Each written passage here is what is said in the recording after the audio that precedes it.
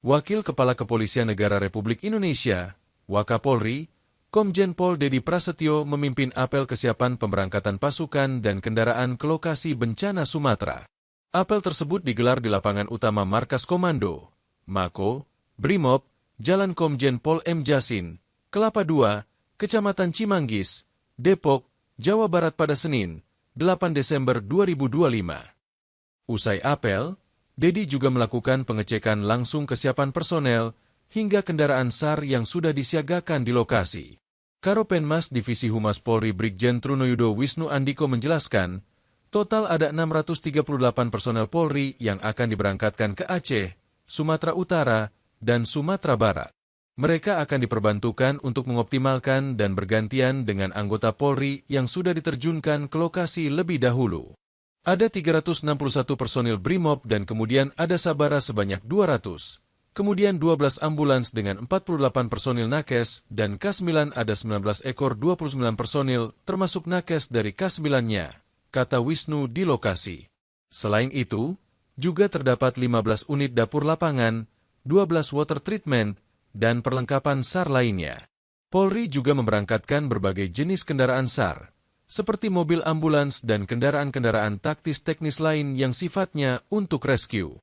Titik-titik bencana terparah seperti wilayah Bener Meriah, Aceh Tamiang, Biren, Gayo Lues di Provinsi Aceh menjadi prioritas utama.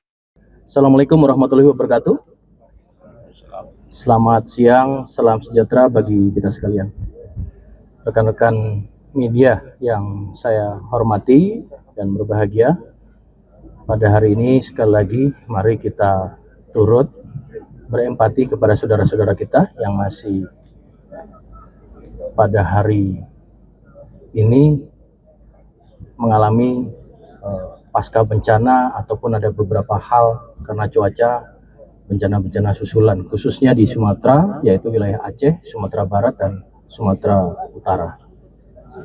Rekan-rekan media, pada hari ini tepatnya pada tanggal 8 hari Senin ya, 8 Desember 2025 di lapangan Markas Korp Brimob Kelapa II, Depok, diselenggarakan kesiapan personil maupun perlengkapan-perlengkapan oleh Wakil Kepala Kepolisian Negara Republik Indonesia. Hari ini melihat bagaimana kesiapan personil yang nantinya dipersiapkan baik itu secara fisik, kuantitas dan kualitas klasifikasi untuk memberikan dukungan lebih baik dan optimal di wilayah terdampak bencana Sumatera, sehingga rekan-rekan personil Polri yang sudah berada sebelumnya selama beberapa hari ini di sana ini akan lebih optimal. Dalam penyampaian Pak Wakapolri, sebagaimana kita ketahui, Bapak Presiden Republik Indonesia pada saat datang kunjungan ke Aceh menyampaikan agar mengoptimalkan seluruh kekuatan khususnya Polri, maka Pak Kapolri menginstruksikan hari ini untuk mengecek, dan kemudian perlu diketahui beberapa personil yang terlibat di sini. Ada 361 personil Brimob dan kemudian ada Sabara sebanyak 200, kemudian 12 ambulan dengan 48 personil Nakes, dan K9 ada 19 ekor 29 personil termasuk Nakes dari K9-nya. Kemudian juga perlengkapan di sini ada 15 unit dapur lapangan, 12 water treatment, perlengkapan SAR baik itu kelompok maupun perorangan, dan juga beberapa kendaraan seperti bisa kita lihat ada ambulan ya, dapur lapangan, kemudian kendaraan SAR, dan juga kendaraan-kendaraan taktis teknis lain yang sifatnya adalah untuk rescue. Rekan-rekan, tentu kita ketahui saudara-saudara kita masih mengalami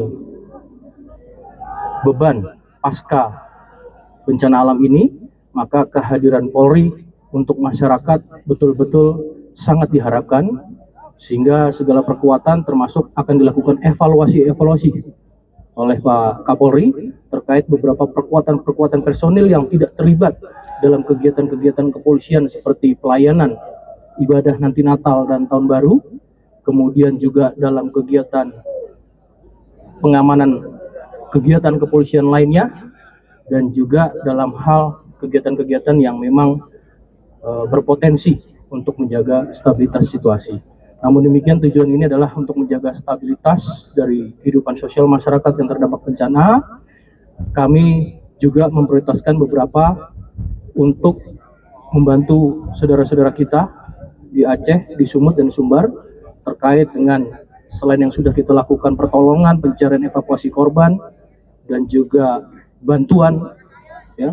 Tentu juga kedepannya kita sekarang bagaimana memperlancar distribusi Pertamina. Kita sudah bekerja sama supaya SPBU bisa memenuhi di daerah-daerah yang terdampak bencana kemarin sehingga tidak terdapat antrian. Kemudian juga kita memberikan air bersih, ya, dengan water treatment maupun beberapa mobil tangki air yang bersih bisa digunakan masyarakat.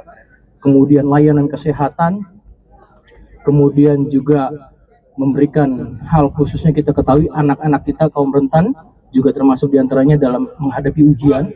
Beberapa Kapolres menyiapkan tempat-tempat untuk bisa melaksanakan ujian dengan baik sehingga semua kegiatan masyarakat bisa terbantu. Itu rekan-rekan yang bisa kami sampaikan saat ini. Namun demikian kami sampaikan sekali lagi, Polri akan hadir untuk masyarakat dan secara optimal atas perintah Bapak Presiden kepada Kapolri untuk segera memberikan pemulihan dalam memitigasi dampak dari pasca bencana ini. Cukup, rekan-rekan? Terima kasih. Dan soal dari keberangkatan hari ini berarti direncanakan sampai di lokasi terdampak tuh kapan ya, dan terus apa ada pemetaan khusus nggak sih bantuan ini akan dipusatkan di mana atau secara merata gitu?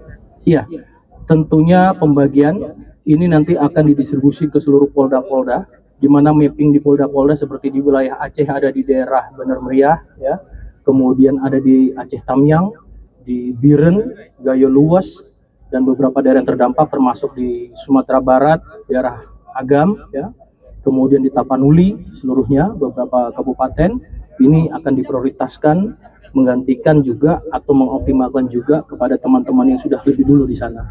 Terutama yang paling kita optimalkan adalah bagaimana shifting ganti kemampuan, kualifikasi dan jumlah personel ini menjadi prioritas sehingga masyarakat merasa ada kehadiran Polri sampai dengan bagaimana mitigasi ini sudah menjadi normal. Tentunya sekali lagi tadi Pak Wakapolri juga menyampaikan dalam disaster management harus diatur betul-betul pada titik-titik tadi pertanyaan Mbak juga termasuk juga bagaimana kualifikasi jumlah personil sampai dengan bagaimana nantinya ini bisa saling sinergi dalam bentuk kemampuan kualifikasi rescue, kesehatan dan lain-lain dengan kendaraan taktis dan teknisnya. Cukup. Jangan lupa subscribe ya.